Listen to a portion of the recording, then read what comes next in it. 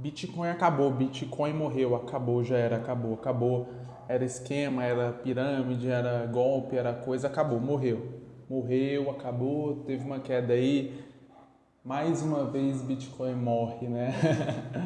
Mais uma vez eles dizem que o Bitcoin morreu. Mas será que foi isso mesmo? A gente vai falar sobre isso nesse vídeo. Não esquece de deixar um like, se inscrever. Esse canal é um canal pequeno, está começando, faça parte da história do início desse canal, tá bom? Então, assim, as pessoas, elas dizem que o Bitcoin está morrendo já faz 16 anos. Há 16 anos eles dizem que o Bitcoin está morrendo. Inclusive tem um site, recomendo até que vocês pesquisem depois, que ele fala sobre isso. Ele faz a contagem do número de mortes do Bitcoin, né? Então, basicamente, ele pega lá todas as vezes que grandes figuras ou grandes empresas ou grandes organizações falaram que o Bitcoin acabou, ele vai lá e faz uma listagem e mostra lá que o Bitcoin já morreu milhares de vezes, certo? Então, assim, isso é muito interessante porque antigamente o Bitcoin passou por várias narrativas diferentes. Ele era visto de formas diferentes pelas pessoas. Ele sempre foi a mesma coisa, ele sempre foi escassez digital, ele sempre foi um ativo inconfiscável, o único ativo inconfiscável, se tornando assim o único dinheiro real mesmo, certo? Mas no passado, lá, meados de 2009, 2010, 2011, eu gosto de fazer essa digressão, eu gosto de fazer essa timeline, porque é muito interessante. O Bitcoin ele começa sendo o quê? Sendo uma brincadeira. Não, isso é uma brincadeira de uns programadores, de uns cyber-anarquistas, de sei lá mais o que, não é nada demais, é só uma brincadeira. Aí o Satoshi fica lá minerando até que começa a ter algum valor. Não, isso daí é só uma brincadeira, isso não leva a lugar nenhum. Aí daqui a pouco eles começam a usar na Silk Road, né, que era aquela empresa que vendia tudo na Deep Web, né? Não, isso daí é usado por criminosos. Isso daí é usado por criminosos, não tem nenhum valor, isso aí é apenas usado para cometer crimes e tal. Aí lá por 2014, 2015 teve uma galera que teve uma subida grande, teve uma galera que ganhou muito dinheiro, aí o mercado já começou a abrir o olho e ficar, caramba, o que é esse negócio? O que será que é esse negócio?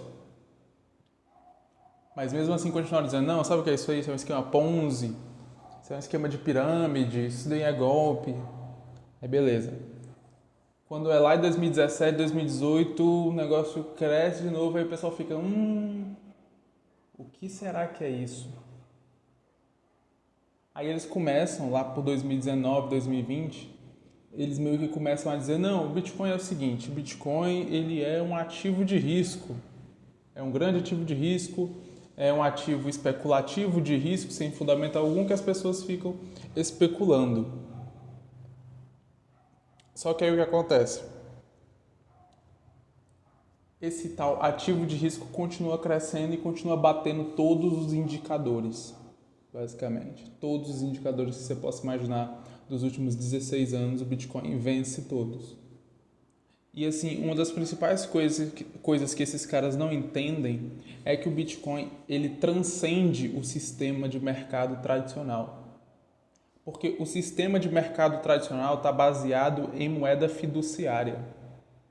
O que é moeda fiduciária? É basicamente reais, euros, dólares. E qual é o problema disso? O problema disso é que os bancos centrais pelo mundo diluem o valor dessa moeda por meio de massiva expansão monetária, ou seja, eles imprimem muito dinheiro, pagam as próprias contas, pagam o próprio populismo, pagam a própria guerra e jogam a inflação na cabeça das pessoas. O Bitcoin ele transcende o mercado tradicional porque ele é um ativo que não pode ser diluído pelos governos, que tem um número limitado e que é inconfiscável. Isso daí é algo fundamental do Bitcoin. É o que faz ele ter valor. É um dos valores fundamentais dele. Certo? Então o que acontece? O Bitcoin ele transcende isso daí, só que os investidores tradicionais eles não entenderam isso ainda, eles não entenderam essa questão da transcendência do mercado tradicional. Alguns até já entenderam, só que eles não querem. Não, eu estou comprando aqui ouro, estou comprando aqui, sei lá, mais outras coisas.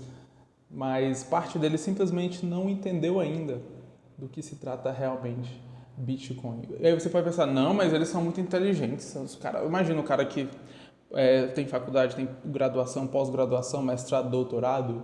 Às vezes ele faz parte de um fundo que possui bilhões de reais, ou ele opera bilhões de reais ou de dólares nos fundos. Mas é justamente por isso que ele não vai atrás de saber o que é Bitcoin. Porque você só vai atrás daquilo que você precisa. Se o cara já está rico, para que ele vai querer atrás de saber de Bitcoin? Se o cara ele já ficou rico no mercado tradicional. O mercado deflacionário de moeda fiat foi o que deixou esse cara rico. Para que ele vai se preocupar com Bitcoin? Para quê? E ainda sendo que o Bitcoin pode representar no futuro uma ameaça ao mercado tradicional. Ou seja, na verdade tem uma segunda camada de problema ainda. Não só é algo diferente do que ele conhece, como é algo que pode ameaçar o que ele conhece e ameaçar o que colocou ele nessa posição de destaque em primeiro lugar. Então, por isso que os Yuppies, os Faria Limers, eles demoraram tanto. Hoje basicamente, eles já aceitaram. Hoje, dificilmente você vai encontrar um Faria Limer, um investidor que não tenha 1%, 2%, 3% em cripto.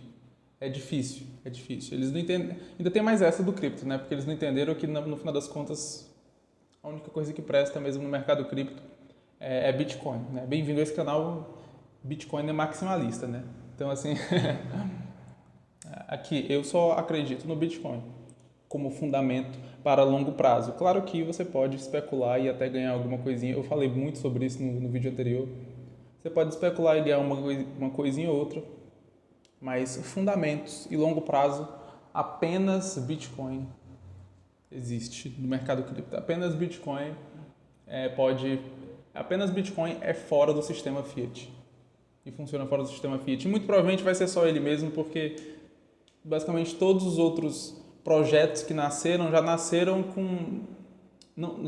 não sendo pioneiros, já nasceram com as pessoas sabendo que podiam ficar muito, muito ricas com esse negócio, tá ligado? Então, todos os incentivos não são mais tão ideológicos quanto era do Bitcoin, porque o Bitcoin era quase era um projeto totalmente ideológico. O criador não estava querendo fazer pré-miner, não estava querendo ficar bilionário com isso. Inclusive, ele nunca movimentou as carteiras dele, ou seja, o Satoshi Nakamoto nunca nem ganhou dinheiro com o Bitcoin, para começo de conversa.